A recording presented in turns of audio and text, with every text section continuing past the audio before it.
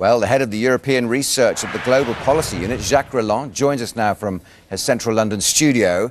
Thanks for joining us, Mr. Reland. Do you think that President Sarkozy understands the difficult path he's choosing by tackling something like the Middle East peace process? Indeed, but at the same time, he's also been working very hard. He's done a lot of the legwork.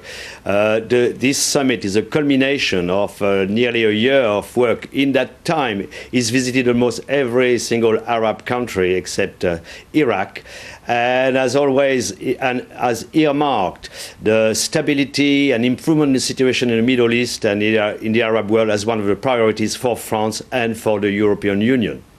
And he knows that now there's a window of opportunity because America's role, because of Bush, has been disconsidered in the area, where everyone is waiting for the next president of America. In the meanwhile, he thinks it's a good opportunity to show that Europe can play a part in its backyard. Because let's imagine if Turkey joins the EU at some point, the EU will have a border with Syria, Iran, and Iraq. So we have to try to do everything we can in order to try to promote stability and peace in that region.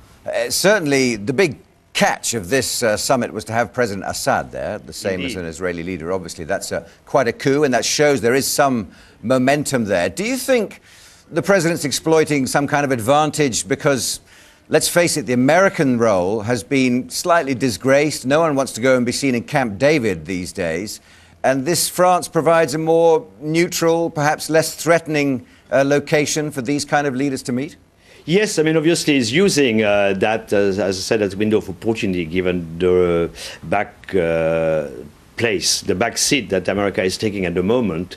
And there it is obviously at the same time, is using France's image. France's image is quite good in the Arab world, has always been, and it's working basically on the tradition of French policies in De Gaulle and Chirac opposing the Iraq war. So France has a good image in the Arab world, but also a good Sarkozy himself has a very good image with in Israel. And last month he made a visit to Israel and spoke to the Knesset, made a speech which was very clear, sticking to the French traditional position on Israel, a two-state solution, back to the 1967 borders, and no more settlements as a basis for improvement in the conflict between Israel and Palestine. And it seems to be working. Also, he went and spoke to Palestine, and it seems to be working, judging by the reaction of... I must admit, very amazed at the glowing endorsement given by Ehud Olmert this morning, saying it was the nearest to peace that Palestine and Israel have been forever. But let's face it, President Sarkozy says that this is all about confidence amongst the players, but it's not. It's all about land. And Prime Minister Olmert and Mahmoud Abbas are really the two weakest leaders you've had in representing these two peoples for quite some time now. Hardly the kind of leaders that can turn to their own people and start selling them sacrifices for the greater good and for a different future. Yeah, it's true. I mean, it is about land, and that's what it's about when the negotiations taking place indirectly at the moment between Syria and Israel about the Golan Heights is also an important issue. And but what's most important, in spite of the obstacles, is the fact that what he's saying is basically France and Europe are ready to accompany you and to guarantee any kind of positive step that is being taken through its money and its influence, its diplomatic influence in the region. So yes.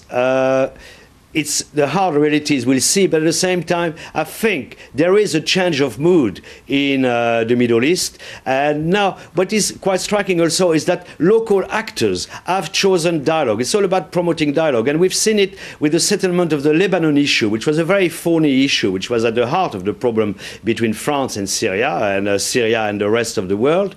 And we've seen that France had tried to broker a deal there. It did not work, but eventually this deal was taken up by the Emir of Qatar and the Arab League, and when all the parties involved started talking together, they eventually came up with a deal in May, and now Lebanon has a government, Lebanon has a president, and it's possible that Lebanon and Syria will have embassies in each other's country for the first time since 1948. Well, that would be something to see. Jacques Reland, thanks very much indeed for joining us today.